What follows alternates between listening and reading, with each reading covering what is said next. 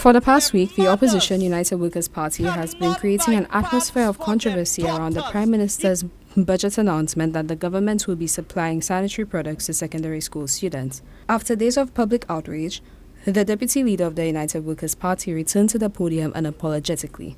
Today, the Minister of Equity, Social Justice and Empowerment took to the podium at Cabinet's press briefing to combat the disinformation campaign that Guy Joseph, his opponent in Castries Southeast, has been leading against period poverty reduction. When a mother on a morning, and this morning I saw a few mothers, and there were mothers with 7 children, and I call them powerful, some of the most powerful women that I come across. And on a morning with a daughter experiencing her period, she doesn't have the money to send all of them to go to buy certain things. So she'll say, Timai paile ko jodia, kiti ese les ose my lache, I achete sapito, go and buy food instead, and not to buy, menstrual. Always, it's about $32. Right? She would need to make a decision on it. Men do not deal with these things. The minister drew on traditional cultural attitudes as means of alienating women during their periods and as context to the outrage and confusion surrounding the policy. I lived in a time past where women were abused, even in the open, and it seemed to be okay.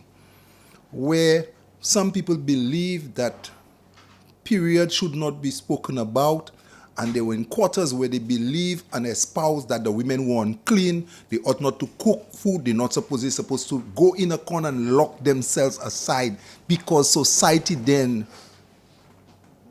treated them that way. You understand? This is what happened before. But in the silence of these things, it seemed to have been okay. But here comes a prime minister who is prepared to take it head on, but use the very term appropriately as it's called, period poverty. It's a slap in the faces of those who believe that when women have the menstruational cycle, they are dirty, they are not good.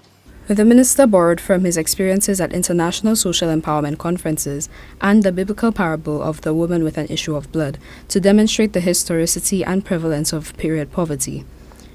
He drew as the bottom line that Guy Joseph's political strategy has been to garner popularity through outrageous statements, but asserts that this no longer works for the St. Lucian electorate. When you have been successful in being popular on statements like since when that's your role, when you have become popular by saying things like cutting the grass behind the grass, when you have been successful as a politician by using just mere words that have become popular and the rest of society has become entertained and they grant you certified location into the halls of power, our parliament, to represent them, then you could search for another one.